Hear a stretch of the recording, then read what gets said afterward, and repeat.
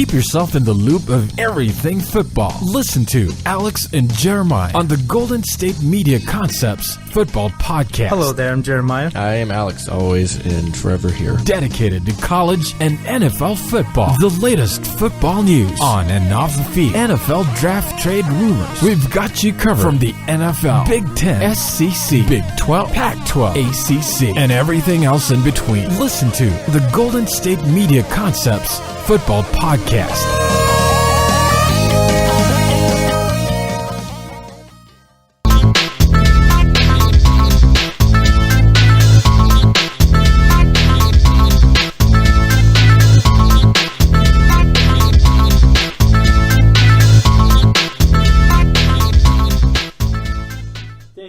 Tuning in to the Golden State Media Concepts Football Podcast, where we discuss the latest news, rumors, and games of the NFL and college football from the latest science dishes, breakout stars, and all the news in between. As always, I'm Jeremiah. I am Ben. And I'm Anthony. We are back here on a Friday to lead you into the weekend. As we always do, the three amigos. Now that Jeremiah is back after last week, well, unfortunately... I've been back for like 4 days. Oh, but last Friday. Oh, okay. Like, unfortunately not being here, but that's okay. You know, it happens. The three amigos. The three amigos. Yeah. So we are back here. One, have you ever seen the movie? Which one would you be? The Three Musketeers? No, Three Amigos. You know the one with Chevy Chase, Steve Martin, and... Oh, yeah. I'd definitely be Steve. Okay. All right. You'd probably be... I don't want to be Martin Short. I'll be Martin Short. That dude's hilarious. You ever seen him? He's great. He's so funny, yeah. You would probably... He's very underrated. He's very underrated, like, entertainer. He had, like, one episode on Arrested Development, which is one of the funniest things I've ever seen. Yes. So, anyways, as I have absolutely no idea what you guys are talking about, but that's okay.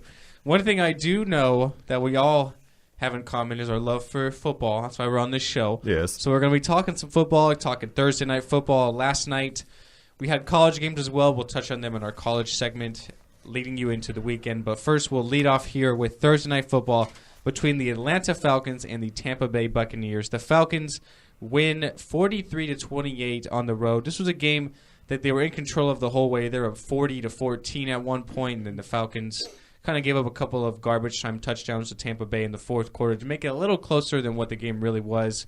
Matt Ryan lights it up 344 and 4 touchdowns to lead the way for the Falcons. Jeremiah's team now sits at 6-3. How legit are the Falcons? I've been saying the entire year that this Falcons team is legit. When they had that fast start, they did lose 3 straight, but they rebounded from that with 2 straight wins. And I said it last night that Matt Ryan was going to have a great game. He did, and because I kind of knew that Julio Jones was going to do what he always does, and Devontae Freeman, he was going to have a role. Even though I kind of wish he had more yards or a touchdown. Why do you have him on a fantasy roster? I do have him on my fantasy team. Well, it was interesting. I was watching the game, and Matt Ryan threw for 4 scores. But he had touchdown passes of 2 yards, 3 yards, and 1 yard. So it's like right at the goal line, and they're still throwing the ball. It's like, man, I could imagine how frustrating that would be. That's why I said I think the offense really goes through Matt Ryan. Well, it does. I mean, and you saw that last night, 25 of 34. I do think the Falcons are legit, and I think they're a clear favorite to win the NFC South. I don't think anyone can compete them for that division title right now. I mean, I don't know. I mean, it's still pretty close, I think. Well, you have the Saints at, I think they're 3-4. Yeah. So if they beat, they're probably gonna win that game and go 500. Buccaneers, you've seen it from the past 2 weeks. These past 2 games at home for them, they got smashed at home by the Falcons, and then they couldn't beat the Oakland Raiders. I know the Raiders are a good team, and they're a good team on the road. 23 but penalties. They committed 23 penalties, and they couldn't. That's a league record. By the way, they couldn't beat the Raiders after committing 23 penalties. I feel like a lot of teams will take advantage of that. Like if the Raiders did that against the Patriots would have won like 67 to like 18. I don't know. Yeah. No, the Falcons are a team that they're looking good, and they don't look to be doing what they did last year, where they started, I believe, 6-0, and then basically reverted back to basically being 500 for the rest of the year. You look at Atlanta, offense, one of the best in the NFL. be it Julio Jones or Matt Ryan or whoever else you want to throw into the mix. You want to throw Devontae Freeman, whoever else. You look at Matt Ryan, he's got 23 touchdowns to 4 interceptions right now.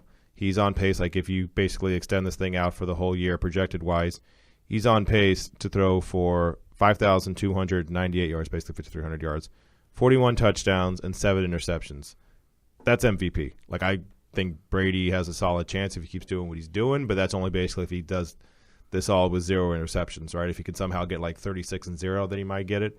But if you go for basically 5,300 yards, which might be the record. I feel like that's the record. I don't know what Drew Brees got a handful of years ago, but that's at least right up there with the record. And then 41-7, that's, and assuming because they're 6-3, assuming let's say they go 13-3, or maybe if 12-4, 11-5, yeah. That's pretty MVP valuable, because if you look at Matt Ryan last year, he kind of fell off a little bit. He wasn't what we thought he'd be. He still had 4,500 yards, but 21 touchdowns, 16 interceptions. Now, if you're going to have a gap that far of 41-7, that's something that, absolutely would be in contention for MVP. Yeah, and I think Matt Ryan deserves consideration right now for MVP. If you take Matt Ryan out of this team, this team is a terrible team. All right, that's all. I feel like this whole offense goes through Matt Ryan. Without Matt Ryan, I don't even think this team would even be over 500. Julio Jones would like a word with you. I mean, I know Julio Jones would. No, Julio Jones is going to put up numbers, but I don't know if they would have won some of these games. That's I the think thing. you have like, to. You can have productive players. Like, look, Mike Evans had 150 yards and 2 touchdowns last night, and this Buccaneers team got smacked. True. So I think you need to give some credit to offensive coordinator Kyle Shanahan. This offense, I realize it does go through Matt Ryan, and Matt Ryan's an above-average quarterback in this league. But look at what he has around him. He has 2 really good running backs in Devontae Freeman and Tevin Coleman. And Coleman did not play last night or the game last week against Green Bay because he's battling an injury. But he'll be back in a couple of weeks. And those 2 running backs together, probably one of the best tandems in the league. You have Julio Jones, who's playing the wide receiver position better than anybody in the NFL right now. And he's a bona fide stud. All you have to do is kind of throw it up to him, and he's going to go and get the ball. So I give a lot of credit to Matt Ryan, but I give a lot to Kyle Shanahan as well. He's doing a great job balancing the offense, keeping them steady. The only problem with Atlanta that I see is really their defense. And I think if they get into the playoffs is going to be their one downfall, is because this team on offense is absolutely spectacular. They're scoring at will. Nobody can stop them. Matt Ryan's having a great year. They can run the ball as well. But what happens when they run into a team, I'm just going to throw out, maybe like Seattle, a good defense, or maybe if their offense kind of struggles, can that defense do enough to win them games? Can the Falcons win a 26-20 game? I really don't think they can. They're winning all these games by scoring 30 points. And even when they scored 30 points, they end up maybe even losing. They lost to the Chargers when they scored 30. They beat Green Bay last week when they scored 30. So this defense is not keeping them in games because they're just not very good. I think the one thing I look at with the Falcons that bodes well for them is the division is really weak. I think it's still open, though. I think Carolina is still going to be a good team. They'll be at 3-5 if they win a couple games back. I think they could really keep playing well.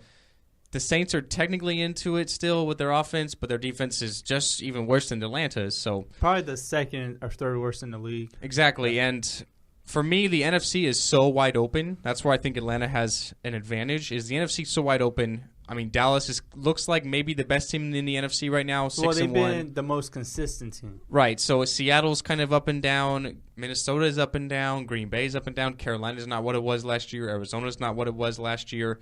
So this NFC is so wide open, you can kind of just pick out a team from a hat and say, oh, okay, they're winning against this team. So I think that bodes well for Atlanta, and that'll keep them in a good spot come playoff time if they get there. Yeah, and this is why I can't see the Falcons as a Super Bowl team. The defense, like you just said. This defense really worries me. It really worries me right now. And you touched on it, Ben, that if this team happened to play like Seattle, I don't see them winning that game, especially because they're probably going to host a playoff game because I think the Lions are going to win this division. I still don't think they will win that game at all. And remember, Matt Ryan has only won one playoff game throughout his whole career. Only one playoff win. It's a good point. I hadn't thought of that, but that's a really good point. And now You mentioned for Tampa Bay, Mike Evans has a good game, 11, 150, and 2 touchdowns. Jameis Winston goes 261 and 3 scores, but they both suffered some injuries late. Winston got an injury. Mike Evans is going to be in concussion protocol now, so it gets just even worse for Tampa Bay. The last 2 weeks, their defense has given up 1,087 yards. That's not good. Wow. This is a team that everybody thought would maybe squeak into playoff contention. I thought they would have been I thought they would have been maybe a solid team. Maybe they can happen to be a surprise team. Maybe happen to go into wild card because remember this Tampa Bay team was 6-6 at one point last season. Everyone was talking about maybe they can be a potential wild card team, and I thought, okay, maybe they can happen to take that next step, and they happen to take a step back, so to speak. Jameis Winston is playing okay, but he's been really inconsistent this entire year. There's games when he has 3 touchdowns like last night. But there's also games when he has 1 touchdown and 4 interceptions. You're not going to win many games like that. But don't get me wrong, he's still young. He's still in the second year of the league. Mike Evans is a stud. I think there's no argument there. But the thing about this Tampa Bay team is there's no running game last night. And, they've been really good on the run with Jacquizz Rodgers, but he's out. Doug Martin's been out. So I think the defense, honestly, and the fact that this team is really young is kind of like what's holding this team back. But I do think there's a bright future for this team in Tampa Bay in the next few years. Yeah, you look at something like Jameis Winston, right? He's someone who, like you said, it's only his second year in the league out of FSU. Had some good and bad games this year, but the games he's had that have been good have been really good, right? 281 yards, 4 touchdowns starting off against, funny enough, Atlanta. 3 touchdowns last night and 261 yards. Yeah, some of them have been in garbage time, but 269 and 3 touchdowns against San Francisco, 405 and 3 touchdowns against L.A. He's having good enough games to where you can see progress from him, and he's, like I said, if you kind of spread the thing out, on pace this year. He's on pace for 4,000 yards and 34 touchdowns, so he's, slowly getting up to that, upper echelon of quarterbacks, like even as of right now, because quarterbacks that stink in this league are pretty bad. So he's probably already still in the top 15 as far as quarterbacks go, and he's slowly getting a little bit better. It's going to take some more effort from the people around him. Like you said, Mike Evans is really good, but Vincent Jackson, he hasn't been what he was over in San Diego. It's people around him. Doug Martin's fallen down. Jacquizz Rodgers, goes down.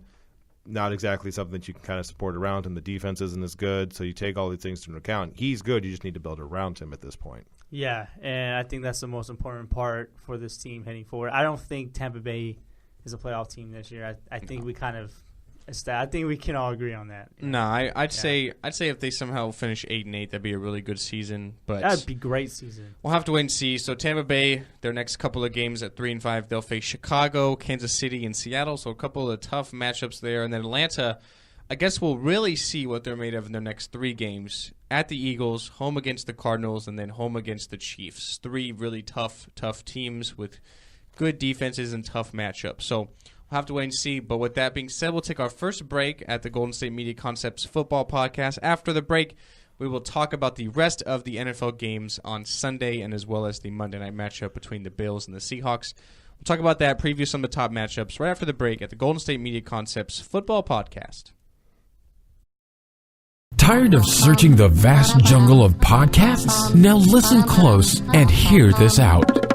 There's a podcast network that covers just about everything that you've been searching. Hey! The Golden State Media Concepts Podcast Network is here. Nothing less than a podcast bliss with endless hours of podcast coverage. From news, sports, music, fashion, cooking, entertainment, fantasy, football, and so much more. So stop lurking around and go straight out to the Golden State Media Concepts Podcast Network. Guaranteed to fill that podcast itch. Whatever it may be. Visit us at www.gsmcpodcast.com. Follow us on Facebook and Twitter, and download us on iTunes, SoundCloud, and Google Play.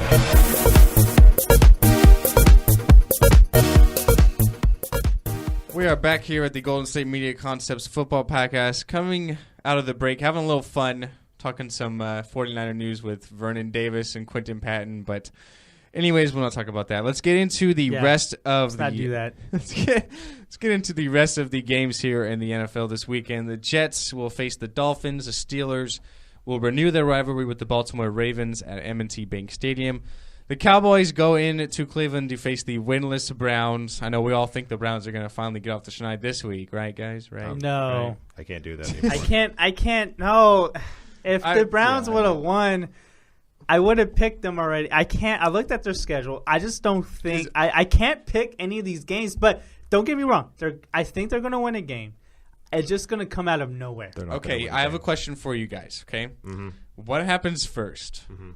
Do the Browns win, or does Tony Romo see the field? Tony Romo. See the field? Does he start or see the field? Because he'll see the field. Yeah, that's okay. Play. Does he play or do the Browns win? You know what?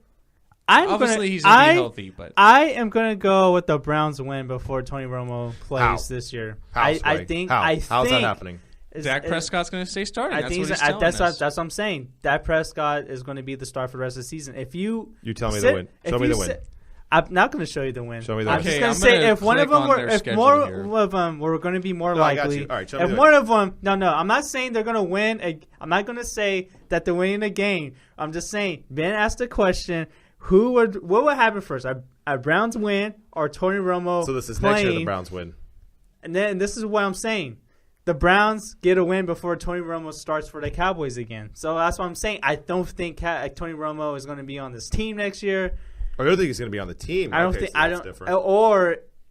going to make a start for us this year, and I don't think both of them are going to happen. So we'll just say that. I don't think both of them are going to happen, but the one most likely will be happening was a Browns win. You know what? They face the Ravens on Thursday Night Football next week. That's a winnable game. You have to look at they face the Bills in December. That's a winnable game. Maybe at the end of the year, the Steelers, if their resting players have a solid playoff position, that's a winnable game. I don't see how they can go 0-16. Seriously, I said, they're probably going to win a game. It's going to come out of nowhere. It's going to come out of nowhere when we least expect it. I agree. Exactly. They had a 20-7 lead against the Jets, and they screwed that up. They did. Yes, I am aware. But I mean, you got to catch a team on a bad day once, right? I mean, hypothetically, but that doesn't mean that has to happen. We've seen the Detroit Lions; they stunk, and they at least had Megatron on that team. Say this. The Browns have Terrell Pryor Sr. He's nice. He's Terrell Pryor Sr. Okay, I'm going to take – you know what? This is what I'm going to do. I say the Browns win versus the Chargers of Week 16. No, Christmas Eve. I think a little Christmas present for Cleveland. Because Chargers, they're always that inconsistent team. They always blow huge leads. The Browns always blow huge leads. Something's got to give. And both of these defenses are pretty bad. I think that will be the game that the Browns will win, and there you go. And then the week after, they get to go to Pittsburgh and get their face caved in. Exactly. That's nice. There you go. Maybe their resting players will the Steelers be at that point because they already have a playoff position wrapped. Maybe some of the players from the Steelers are recovering from New Year's Eve that day on Week 17. Oh, so there you go. Mind blown right there. There you go. All right, but back into the NFL game this week. We spent way too long talking about that. That's okay, man. So the Jaguars will face the Chiefs. An NFC East battle between the Eagles and the Giants. We'll preview that one. The NFC North with the Lions and the Vikings. The Panthers will travel to L.A. to take on the Rams. Cam Newton kind of vocal this past week about how he's been treated, and the Rams kind of not holding back, kind of calling him babyish, saying he overreacted a bit. Interesting storylines there. The New Orleans Saints take on the 49ers out at Levi Stadium on the West Coast. The Tennessee Titans will battle the San Diego Chargers at Qualcomm Stadium. Both teams needing a win in this one. The Colts and the Packers will battle at Lambeau Field. The Sunday night matchup is probably the matchup of the weekend in my eyes. The Denver Broncos against the Oakland Raiders. The Raiders back on primetime Sunday night for the first time in I can't tell you how long. I think in over a decade. Because the Raiders have not been really relevant since they lost the Super Bowl in 2002, but hey, it's great to see them back there. And then the Monday night matchup, as I mentioned, the Buffalo Bills travel to CenturyLink Field to take on the Seattle Seahawks. All right, guys, where do we want to start with first? We have a couple of great games here that we need to preview. I think the game of the week, we need to start with Broncos at the Oakland Raiders. This game has been, it used to be a primetime staple on Monday Night Football when both of these teams are good. This is probably one of the historic rivalries in the NFL. And it's really good to see, a primetime game back in Oakland. I just don't know. I don't remember the last time that would happen. And whoever wins this game is going to get sole possession in first place. So you couldn't ask for a better matchup on this Sunday night because, I think there's a couple of Sunday night games that, were kind of questionable. The matches were kind of questionable. Last week, Sunday night was a pretty good one, and in my opinion. This is an even better matchup.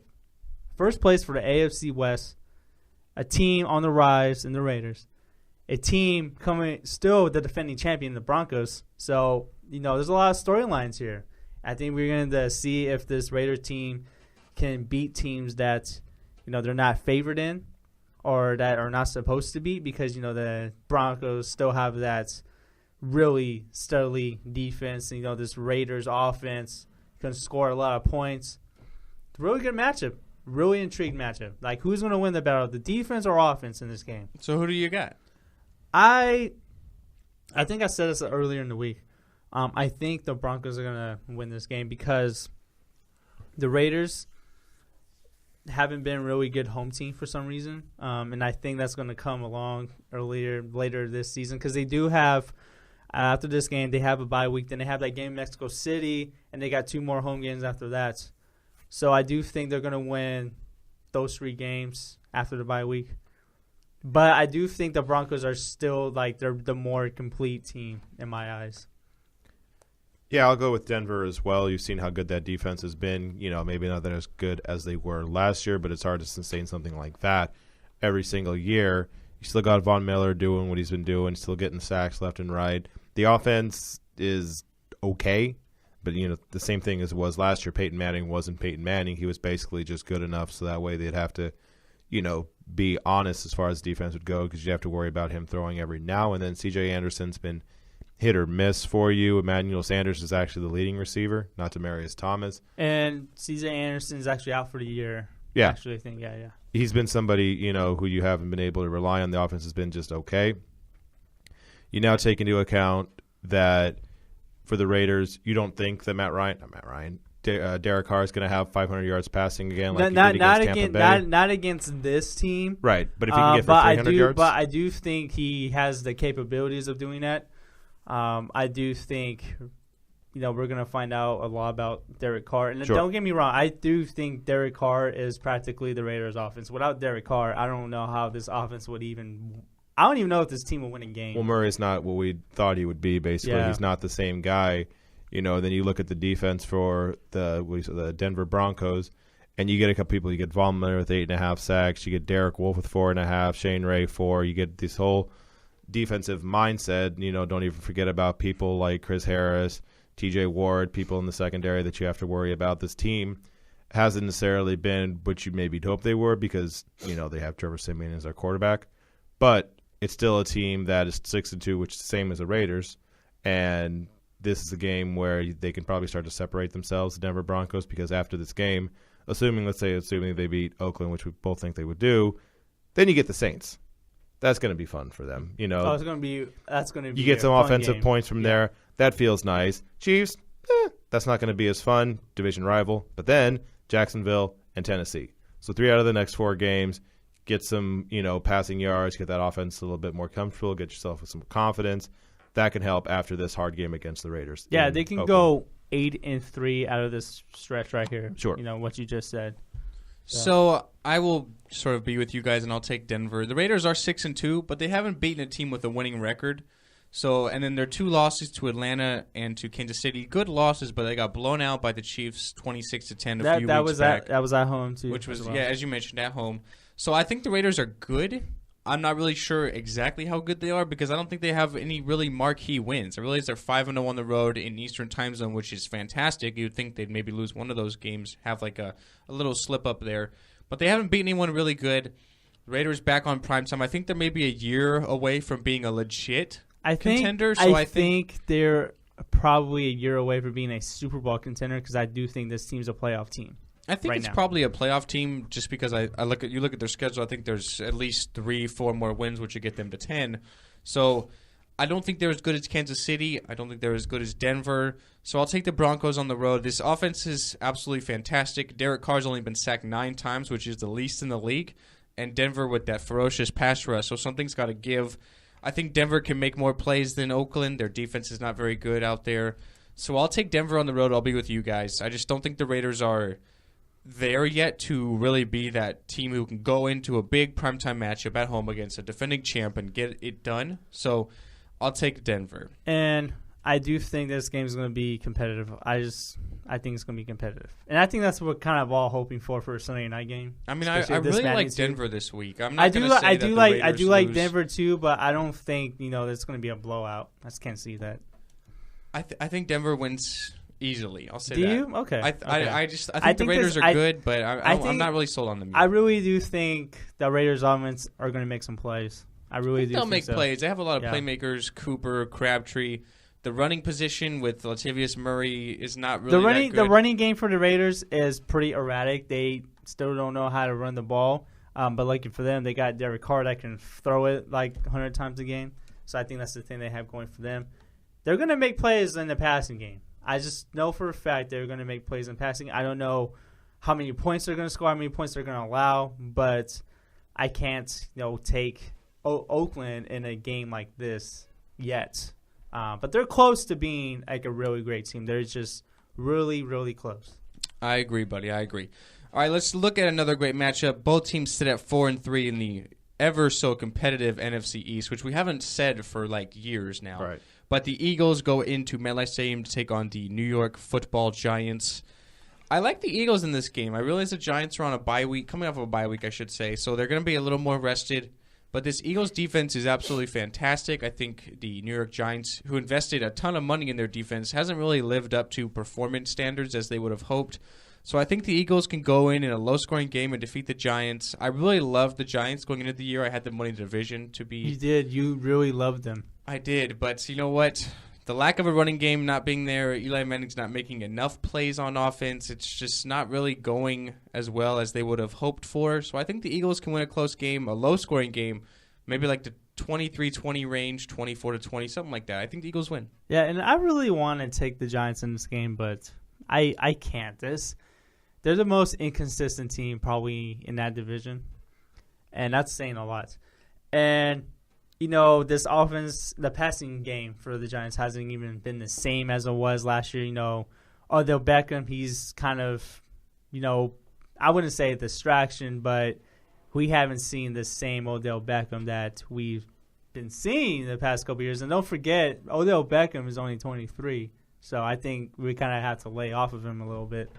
And the Giants don't know how to run the football. They haven't run the football in like the past 2 to 3 seasons. It just boggles my mind they never invested in the running back. It just boggles my mind that they never invested in the running game at all. Well, I mean, they had David Wilson, who they drafted in the first round of Virginia Tech, but then he had a neck injury and forced to retire the last couple of years. So they had maybe an idea, but after that, they just haven't invested in a running back, and it surprised me because Eli Manning, I think, has been in the league for 10+ years now. He can't do it all like he has. You just can't. You can't win like that. And plus, this defense, like you said, they invested so much money, hasn't been really disappointing. And the reason why I wanted to take the Giants is because, well, I'm not going to pick them, but I can't pick them is because, the Eagles, they kind of lost a heartbreaker last week. And, they do have a couple young players there. Their receivers still make a lot of drops, which doesn't help Carson Wentz, a rookie. But this defense really keeps them in games. So that's why I have to pick the Eagles, too. This defense is going to make a difference in this game. Yeah, as you look at the points allowed for the Eagles, they're 4th in points allowed. The defense is doing really well. And you look at Eli Manning, you talk about how he's been doing against the Philadelphia Eagles. If you look over the past 6 games, he's only 1-5. And in every single game that he's played against them, right, he's either had an interception, at least one interception, or nothing, 0 interceptions, but when he has a 0 interception, he doesn't throw a touchdown, right? Only one of those games against the Eagles in 2015, he had 2 touchdowns, 0 interceptions, 300 yards. Outside of that, he's either been 0-0, touchdowns, interceptions, or he throws more than 1 interception. He's been someone who has been okay this year. He hasn't been necessarily great, basically 2,000 yards, 8 touchdowns, 6 interceptions. But in the games that he has thrown the interceptions, he's basically, been a disaster against the Redskins. He had 350 yards, but that game he didn't look really good. He had 3 touchdowns, 2 interceptions against the Ravens. He's been someone who, if his last name wasn't Manning, we'd probably get on him a lot more. The 2 rings helped the case, with him. But he has been somebody who's been basically an elite quarterback in a while now, and the only reason he's been okay over the last basically couple of years was because of Odell Beckham. He helps the math with that, right? 35 touchdowns and 30 touchdowns the last 2 years, also 14 interceptions. So he still gets those interceptions whenever he can. He hasn't had that disaster game in a little bit. No, he hasn't had that in a while. That's the thing I haven't seen from him. He hasn't had that, oh my gosh, game. Right. He hasn't had that game where he just goes for 4 interceptions and he just looks like, sad Eli kind of shrugging, walking back to the sideline. Right, he hasn't had that game in a while. In Minnesota last year, he had the game where he had 234 yards and 3 interceptions. But so far this year, he hasn't had that, and I wouldn't be surprised if he had that in this game. Okay, guys, is there any other games you want to touch on here? Maybe you guys got an upset you like, a team you really like this week. I don't know. I think maybe the Lions could win on the road against Minnesota. Their offensive line is so bad.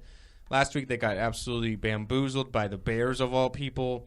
The Lions this year are in 8 games. They haven't been in a game decided by more than 7 points, win or lose. So they're in every single game, no matter if they win or lose. So I think they'll keep it close. I think the Lions could probably beat the Vikings.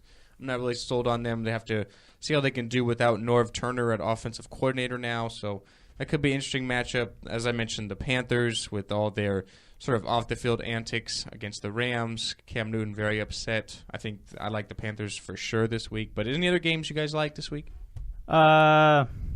Looking at the schedule here, you know what? I'm gonna go with the Titans over the Chargers. I'm just gonna go on a limb there. Interesting. Yeah. Explain.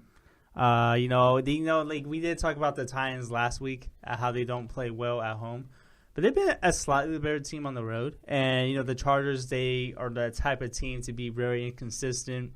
They always gave up huge leads all the time. And you never know what kind of team you're going to get in San Diego. So I do think maybe it's a chance for the Titans to possibly go over 500. And DeMarco Murray looks like he's about to come back after getting a turf toe injury last Thursday night. That's huge for Marcus Mariota and the rest of this offense in Tennessee. So I do think that is the X factor in the game. Derrick Henry and DeMarco Murray will be huge in this game against San Diego. And I think that's a potential upset in my eyes. Yeah. Okay, so you stole mine a little bit, but okay, all right. Wow, you like the Titans as well. Am I the only one here with the Chargers? I don't just like the Chargers. I just thought if you're going to do a upset, that'd be a good enough team to go with. Like you said, the running game's been going well for them, and the Chargers have been that game where every single game has been close. So I'll change it up a little bit. I'll go with the Bills against the Seahawks. On Monday Night Football. Okay. Because the Bills at this point, they basically, had their really bad period, then their really good period. Now they're kind of tailing off again. Now Rex Ryan gets that whole hot seat question going on again. And for the Seattle Seahawks, while we all love the Seattle Seahawks, they're not exactly what we thought they were. They're not exactly doing the stuff offensively. Christine Michael hasn't been the guy that stepped in for Marshawn Lynch seamlessly. He's been okay, but he hasn't been something that you totally forget about how good Marshawn Lynch has been over the last handful of years. They lost last week to the Saints in New Orleans, but New Orleans doesn't really have that same kind of home field advantage they did the last 4 or 5 years. They tied the Cardinals. They only scored 9 points against the Rams in week 2. They've been someone who, even though they're winning games, they only won by 2 in the Falcons. They only won by 2 against the Dolphins. They've been really close team. Russell Wilson hasn't been what he hoped he would be. He got injured against the Dolphins in week 1 where Sue basically stepped on his ankle, twisted it. So he hasn't been the same kind of guy. The Seahawks team, while a good team, not exactly a world beater by any case.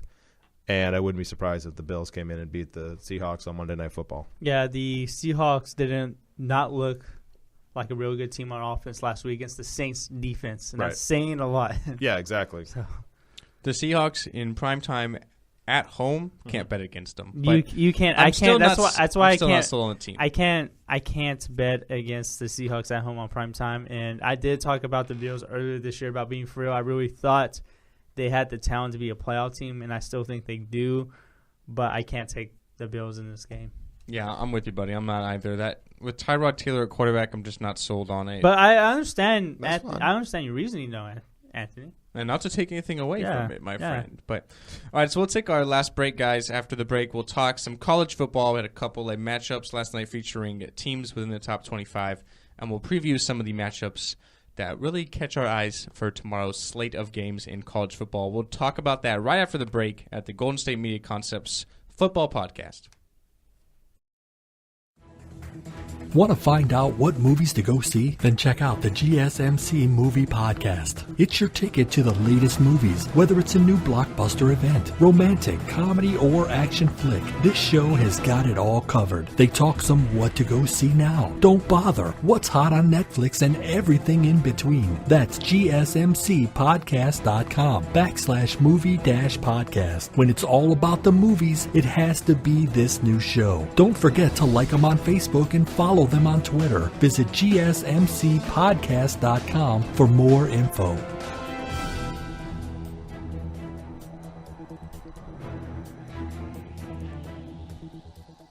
And we are back here at the Golden State Media Concepts Football Podcast. Going to be ending the show talking college football. Last night, the number 14 ranked Oklahoma Sooners defeat the now 1-8 Iowa State Cyclones. Only 34-24, a close game, only 10 points, but nevertheless, Baker Mayfield throws for 328 yards and 4 touchdowns. He's thrown for at least 4 touchdowns in 4 straight games, so he's having quite an impressive season for the 7-2 Sooners, 6-0 in conference. But, I mean, let's face it, they're any team in the Big 12, West Virginia, Baylor, Oklahoma have no shot of getting to the playoff, right? No, right? No, it's going to be tough for me to see that happening. Like, something drastically has to happen, but, yeah. But Baker Mayfield has started off the year really rocky and has been really, really great. And I got to say, he's probably one of the top, probably the top college quarterback right now in the game in my eyes. He's one of the best. He's top 5. You can't really what did you see for the past few weeks? I'm not sold on Lamar Baker Jackson Mayfield. still exists. I know that, but I'm saying you have to put him in that convo for top 5 college football quarterbacks. Maybe, but what does that get you? High draft pick. Yeah, I don't even see that happening. Really? No way. Well, is Mayfield a senior this year? Do you guys know? I have no idea. Okay. But I mean, I guess he's putting junior. Yeah. Maybe he's putting up good numbers. One more year can be a high draft pick for 2018. Maybe one more year. I guess we'll have to wait and see. Yeah. It's funny when you look at quarterbacks in the NFL. Like, name me one quarterback in the NFL that's from like an elite program. Like, think about some of the top quarterbacks in the NFL. Right. Brady, Michigan. Okay, that's an elite program right now. But when he was there, he was, they weren't elite at the time. Exactly. Aaron Rodgers, Cal. They weren't. Ben Roethlisberger, Miami of Ohio. Derek Carr, Fresno State. You know what I mean? We don't see a lot of these top quarterbacks that are from really elite college football programs coming into the league. Sam Bradford, Oklahoma. But how good is Sam Bradford? You know what I mean? He's been a disappointment by most people's eyes. But he's still a starter. So is Josh McCown. And so is Colin Kaepernick's a starter that's too. Due to injuries, and Colin Kaepernick is a starter. But don't forget when he was good.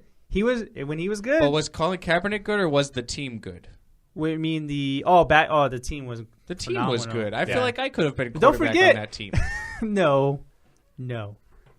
Okay. Don't you dare say no. No. Like a dog. Like, no. No. You know what I mean? With that offensive line, that running game, that defense, I feel like anybody could have been successful. And with Kaepernick, what made him so successful early on in his career was the same thing that made Russell Wilson so successful and RG3 and all these other option guys, because no one knew how to defend it in the NFL. Now they do, and they're kind of irrelevant now. The only one that's kind of staying afloat is Cam Newton and Wilson because they've had success throwing the ball. Well, because they can actually throw it in the pocket. Exactly. So, I mean, I don't know. It kind of got off topic there, but we kind of did. I'm sorry, but that's okay. I'm the one who got us off topic. I've got 2, by the way, with your quarterbacks. Okay. I got Andrew Luck. Stanford.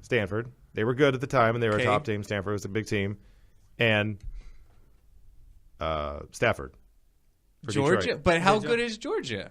But they were an elite program at the time. they never won a title or anything, but the only Georgia team that I can honestly say has been relevant lately was the team with Noshawn Moreno. Fine, Stafford and AJ Green. But other than that, not much. And then don't forget Todd Gurley also played at Georgia as well. You don't see quarterback you know what I mean? Name me one program that constantly develops quarterbacks. Right. There is none. Right. You know what I mean? With other teams you have if you go to Alabama or Wisconsin, now it's Texas A&M, they're developing offensive linemen like crazy. Yeah. You know what I mean? If you go to Stanford, they're developing tight ends like crazy. Right. Notre Dame tight ends like crazy. You know what I mean? You don't see that really with quarterbacks anywhere. So. Or Ohio State running backs. Exactly. Yeah. Carlos Hyde, Zeke Elliott now. You had Beanie Wells for a while who was okay. So I think that's always been the case, though, because even when USC was doing really well, none of their quarterbacks outside of Carson Palmer has been someone – I guess Carson Palmer would be another one that's from a big program, but they've never really been producing talent. When Miami was really good, they weren't producing the quarterbacks that were great. They did that kind of beforehand with Jim Kelly. Alabama, they never did that kind of stuff. When Notre Dame was good, when you're a big program, it's never really quarterback. It's the offensive line. It's the wide receivers, running backs, defense, people around the quarterback, and the quarterback just has to basically be the guy that's not terrible. Yeah, it's kind of like quarterbacks come out of nowhere. You know what I mean? Yeah. So, it's a lot easier to play quarterback in college, too. So that's definitely true. All right, so number 15, Colorado win a Pac-12 matchup last night against UCLA, 20-10. I mean, Colorado having yet another impressive year, 7-2, 5-1 in conference. Kind of challenging if they were to get there in that South bracket and maybe battle Washington in the Pac-12 championship game. Could be kind of interesting, but we'll talk about Washington later in the segment when we touch on them a bit against Cal. Definitely going to be a little upset with their number 5 ranking, but right. Let's talk about some of these games here in college football for tomorrow. The big one, I guess everyone has their eyes on, is number 1 Alabama going on the road to Death Valley. 5 o'clock Pacific time, 8 o'clock local time to face LSU, who are now 3-0 under interim head coach Ed Orgeron, averaging over 40 points. They're playing really good since firing Les Miles. A decision I would have maybe not done, but not only I guess you could say it's paying off for them. But Leonard Fournette came back as well and has been on fire. Absolutely. So I personally could not bet against Alabama, but I think LSU are going to give them their toughest game of the season so by far. I completely agree. I think this is going to be a very close game. And I remember historically this has been a very tight-knit defensive game as well. So I wouldn't be surprised if that happened again. Yeah, a couple of years ago, 6-3 was the final score. So I mean, it's like a baseball game. Yeah, and a college football game. That doesn't happen. That score in college football does not happen a lot between two elite teams. Well, of course not. But I'll take Alabama. I can't bet against them. Lane Kiffin, maybe looking at a team he might be coaching next year in LSU possibly. I think LSU's defense and their physicality can compete. Fournette, you mentioned, tearing it up since he's come back from injury. So I think they can keep it close, but they've had 2 weeks to prepare for this game. They had a bye week last week. I can't bet against Saban with that. Seriously. I feel like you can never bet against Saban. You know how how I always say you cannot bet on the Browns? You cannot bet against Alabama. I think we've all said that this year, because we've all made the mistake to bet on them. I've never picked them in the game. I never picked the Browns in the game. Well, maybe you're the only one that hasn't, because Anthony and I have. Yeah, that's so nice of you to say that, yes. Okay, anyways. But what do you look at in this game? Yeah, so you look at Alabama. Alabama's basically the juggernaut of the college football teams right now. They're beating everybody pretty handily. You look at the game last year with Alabama and LSU, and you talked about Leonard Fournette, and Leonard Fournette's probably the best running back in college right now. He's probably going to be a top 10 pick when the NFL draft kicks around. Last year, he was doing the same thing, right? He was getting about 150 yards every single week at least against teams. Then he went to Alabama last year, and basically that Heisman Trophy candidacy that he had kind of went away. He had only 31 yards on the ground on 19 carries. 1.6 yards per carry was terrible. Basically, the Heisman thing was done at that point. They lost the game 30-16. I think it's kind of be something around the same thing with that, because it was the same kind of thing last year, right? They played, LSU did. That's reverse around. Never mind. But Alabama, their defense is insane. Leonard Fournette, basically one thing we've seen with Nick Saban is basically like if you give him enough time, if you give him those 2 weeks, he's going to beat you. If you give him that week, month off, whatever it is, to the national championship game back when it was at BCS, he was going to win the game. If it was some minor game that was like a bowl that he didn't care about, maybe he didn't take it as seriously. But throughout the year, and if you got him in a title game, he's going to take away whatever you're great at. They're great at that. Ed Orgeron's done a great job. 3-0 with LSU, that's great. But if you look at everything total, I think LSU is just not on Alabama's level as good as they've been playing this year. I don't think any team is on Alabama's level right now. I mean, Like, I think Clemson's good. I think Michigan's earlier, good. I would have probably said Ohio State, but they kind of fallen off a little bit after that Penn State loss. Clemson, they are good, but we did see Clemson play Alabama last year. Right. And Michigan. I mean, Clemson is the one team that had success. Yeah, and then Michigan, I don't know if they'll be in the top 4 because of Ohio State, but that remains to be seen. Yeah, it's possible. I think the matchup to look at in this game tomorrow is definitely Fournette against that defensive line from Alabama. That defensive line from Alabama might be the best we've seen in years. And he's going to have to go against that's saying a lot. With the elite defenses Saban's had for the last half a decade, I mean, it's definitely saying a lot. That's saying a lot right there. All right, guys, so now let's talk about Nebraska, who are sit at number 10 in the rankings, going into the Horseshoe to take on the number 6 ranked Ohio State Buckeyes, as you just mentioned, Jeremiah. I think Nebraska are like Iowa last year. They haven't really played anyone too good. They lost last week to Wisconsin. They only lost by 7. I thought it'd be a little more of a differential there. I thought Wisconsin was a lot better than 7 points than Nebraska. But nevertheless, Nebraska did play kind of good on the road against an elite defense. But Ohio State kind of really struggling right now. They lost to Penn State a couple weeks ago. And then you'd think they would retaliate and recoup and put up a good performance against Northwestern at home, and they only won 24-20. It's a Ohio State team. I think they're kind of lacking some identity on offense. They look like a team who maybe at the beginning of the year you would imagine to see them playing this way, not 8 games in with only 6 returning starters. They're not really sure exactly where to go in my eyes. But I think they're still a much better team than Nebraska, so I'll take Ohio State, plus they're at home. Yeah, I have to go at Ohio State. But you go back to that game last week with the Cornhuskers in Nebraska and the Wisconsin Badgers. Those two teams are, in my eyes, are a little similar because, they're kind of known for defense this year. And Nebraska has a very good defense. I do think they're a good team. But are they an elite top 10 team? I never was sold on Nebraska this entire year.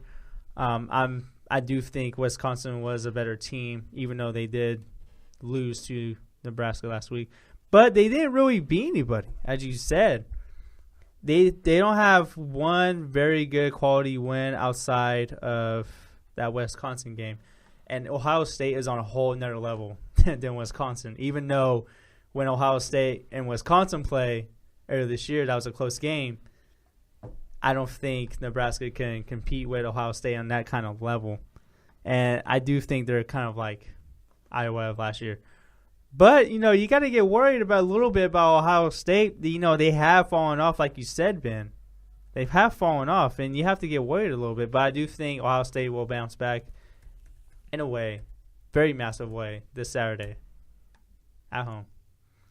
Here's the thing with Ohio State, right? Like, we're freaking out at Ohio State because they lost on, I believe it was like a blocked field goal, right, against Penn State. Yeah. And then they had a close game against Northwestern, right? They only won by 7 against Wisconsin, but we saw what Wisconsin did against Michigan, right? That's how they play. They play those really close, tight games. And Wisconsin in that stretch was one of the best things I've ever seen in my life. The amount of teams that were ranked at the time that they were playing, they played Ohio State, they played Michigan, they played Michigan State when they were ranked 8th, they played Nebraska when they were ranked 7th, they played LSU when they were ranked 5th to start the year. Whole team, once they're actually playing not those, Akron or Georgia State teams, they were actually, every game was a hard game that they were playing. Even Iowa, they were winning 17-9, right? And Wisconsin was doing that. Now with Ohio State, they looked a little bit sloppy over the last couple of weeks, and they lost to a Penn State team. But you still look at the team. You still have someone on the team who you can rely on at least relatively every single week in JT Barrett, who's been maybe not what we'd hoped he would be. Maybe we'd hoped after Cardale Jones and everybody else kind of spread out that he'd be someone that you would rely on. But he hasn't had more than one touchdown since Rutgers, right? He's only had 1 touchdown and 1 interception for 2 of those games, 1 touchdown, 0 interception, 0-0 against Northwestern. He has been the same over the last couple of weeks, but we've seen Ohio State, when they're at their best, how good they can be. And the one thing I forgot about is Urban Meyer. His national championship teams, none of those teams were undefeated. They always had a hiccup somewhere in the season. The one time he did go undefeated, they didn't basically play in the national title game because they were still on those sanctions. Yeah, they didn't make that postseason berth because of that. Because of sanctions. Because of that ban. So, Urban Meyer is very good at, okay, fine, I lost that game, but now let's kind of reverse this back. And when they go to Michigan, let's say they're still only with 1 loss, but they're looking pretty good those 3 weeks coming up, and they beat Michigan, they're probably going to be back in the top 4 because it's a big enough program, and they're only, I think, 6 right now, so they don't have that far to go. And Texas A&M, as much as they're getting love right now for being the 4th team in the nation, they are not going to win the SEC, assuming that Alabama still does what Alabama does. So you're not going to put 2 teams in the top 4, 2 teams in the playoffs, one of which didn't even win their conference. And if Washington stumbles, that gives Ohio State the room to just kind of fall up there in the top 4. Well, I think Washington stumbling is going to happen. I just don't know when it's going to happen. But I do think if Ohio State somehow goes into the top 4 teams in the playoffs, I think they're one of the most legit teams to probably take down Alabama, in my opinion. Well, they did 2 years ago. Exactly. Right? So, I think they can do it again. Yeah. Right now I look at Ohio State, and I guess I'm not hitting the panic button, but I don't see right now. I don't see how this team defeats Michigan. Really? I just their offense is just so questionable right now, and I think when you look at Michigan, a legit balanced team on offense and defense, I think they just look like a much better team right now. This Ohio State, like I said, I'm not hitting the panic button. You mentioned, Anthony, they do control their own destiny. They beat Michigan. They win the Big Ten championship game. They're a lock to be in the playoff. Right.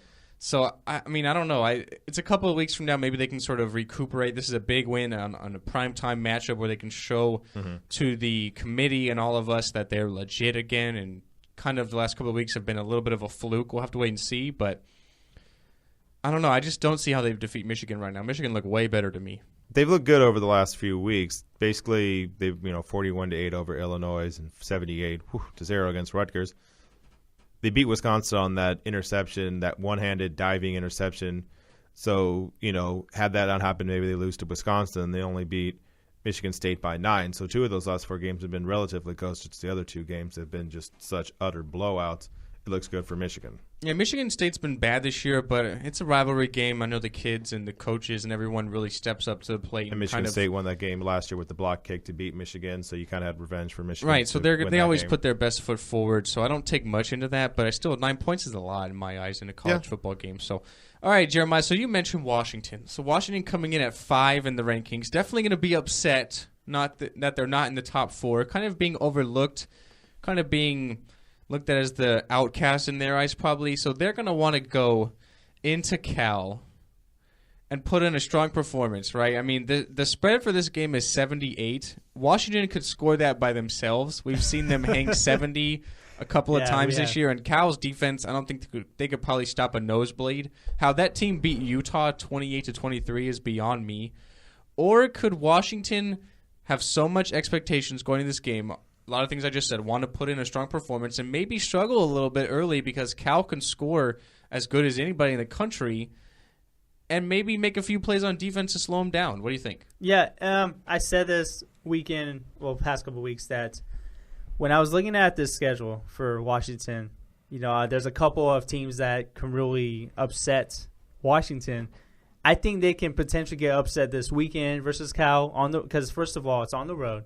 It's a team that can score, even though they don't play defense. I think that could boost the problem because, like you said, they have so much expectations out there in Washington. For the Huskies to get back in the top 4 teams. I do think it kind of can bring not like a disaster, but too much pressure for them to perform and perhaps maybe play not to their level as we have seen past couple of weeks. And the week after, next Saturday, I might add, they play USC too. USC, they're on a hot streak right now as well. They won 4 straight games. That can be a game that potentially upset Arizona State. I think that's a game Washington Huskies should win.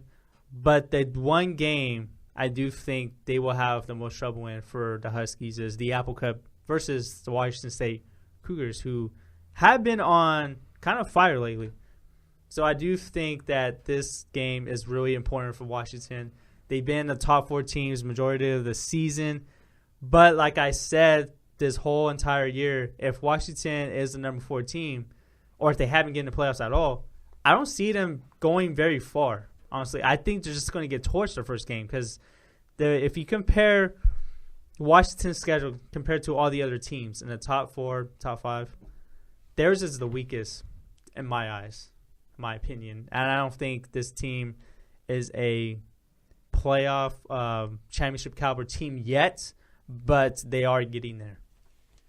So you take a look at with Washington, right? Probably the best thing that happened with them was when they actually dropped from 4th to 5th, because they were getting hyped. They made it to the top 4, and now all of a sudden you get that pressure of like, oh, we're in the top 4. We need to keep this up. We need to not screw this up so that way we get in the college football playoffs. Now what you have is basically you're the 5th-ranked team, and you're looking up at Texas A&M. At Texas A&M, the teams are playing. You got Michigan, Mississippi State, and Ole Miss. Both teams are 3-5, so they're probably going to keep winning, which will make it easier for Washington to kind of keep that motivation up. And then they're going to play Texas San Antonio. They're going to be Texas San Antonio. So basically for Texas A&M, it comes down to that game in the last week for them against LSU. And for Washington, you have the thing where now every single week, yeah, you might struggle a little bit against Cal because they can score a bunch of points. You may struggle a little bit against USC. But now you have that motivation, like, no, we have to keep this up. Like, Chris Peterson played that whole no one believes in us thing back when he was in Boise State. He's good at that whole keeping you motivated kind of thing like that. And you look at the teams that are above him, like I said, with Texas A&M, Michigan, Ohio State, who knows how that all breaks down. Maybe Ohio State, moves past them. Maybe Michigan keeps winning and they stay at number 3. Clemson, the teams that they're playing, Syracuse, Pitt, Wake Forest, South Carolina, they can definitely win all of those games. Then when they get to the ACC championship game, they're probably going to play North Carolina. So that game may be hard, but you basically have a thing of now the pressure is not on you to where you have to stay for Washington, but it's like you have to keep winning because no one believes in you just to like stay at that level. And yeah, maybe they get their face caved in by Alabama. Everyone's going to get their face caved in by Alabama. So that's no slouch if you lose that game. It's like, okay. I mean, Chattanooga in a couple of weeks could have a good game. And these little teams.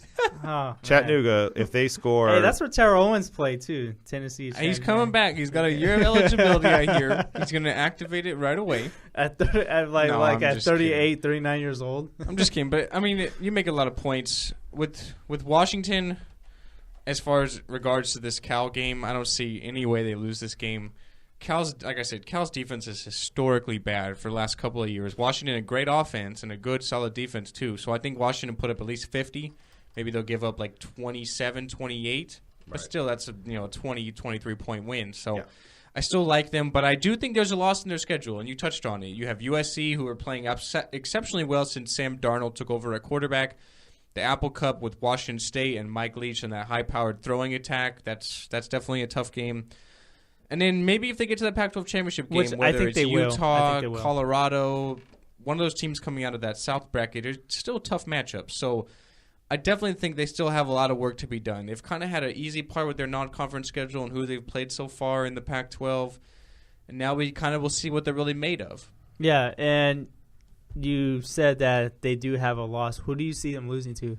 I want to say USC, man. I really like USC lately. Like I said, Sam Darnold took over for them, and they only lost the one game to Utah, which was a close game. I really think USC are playing really good.